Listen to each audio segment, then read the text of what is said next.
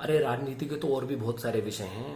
राजनीति तो हमेशा करते ही रहते हैं, लेकिन रेप जैसे केस पर भी राजनीति, मतलब सोचने वाली बात है कि भारत की राजनीतिक पार्टियां कितनी दूषित हो चुकी हैं कि रेप जैसे केस पर भी उनको राजनीति दिखती है। यही जो टीएमसी है, इनके जो सांसद थे वो हाथरस केस में कैसे दिल्ली से 200 किलोमीटर दूर हाथरस चले गए थे प्रतिनिधि मंडल लेकर, और वहां पुलिस के साथ झड़प हो रही थी, जमीन पर लेट गए थे, लेकिन उनकी सरकार की नींद से वो जागे नहीं।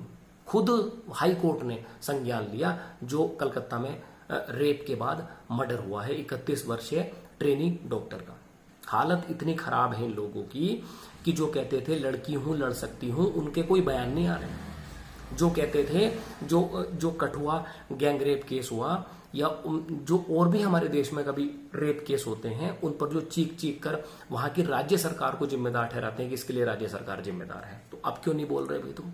रेप जैसे केस पर राजनीति नहीं करनी चाहिए, और भारत के लोगों को ये बात समझनी चाहिए कि कौन ये राजनीतिक लोग हैं जो इस प्रकार का षड्यंत्र करते हैं कि वो मुद्दे, यहां सेलेक्टिव मुद्दों की बात हो रही है।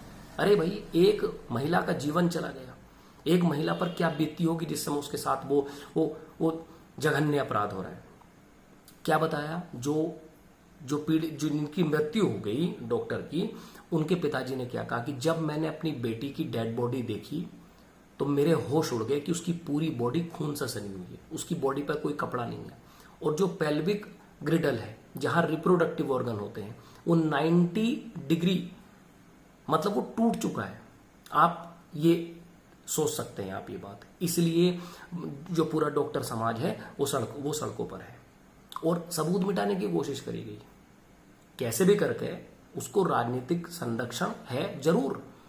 पोस्टमार्टम की रिपोर्ट में आप देखिएगा कि पूरी बॉडी पर चोट के निशान हैं, आंखों पर भी हैं, सर पर भी हैं, माउथ पर भी हैं, कंधे पर भी हैं, कमर पर भी हैं। मतलब किस तरीके का जघन्य अपराध है।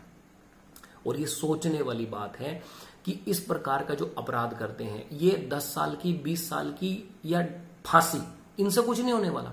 इन लोगों को उसी तरीके से तड़पा तड़पा कर ही मारा जाए। और अगर इसमें कोई नाबालिग भी शामिल होता है कभी, तो ऐसा नहीं है कि उसको सिलाई मशीन दे दी और जाकर अपना व्यापार कर लो। उसका ऐसा इलाज करना चाहिए कि उसकी रूह कांप जाए, और पूरे समाज में एक मैसेज जाना चाहिए कि रेप जैसा जघन्य अपराध कभी दोबारा ना हो।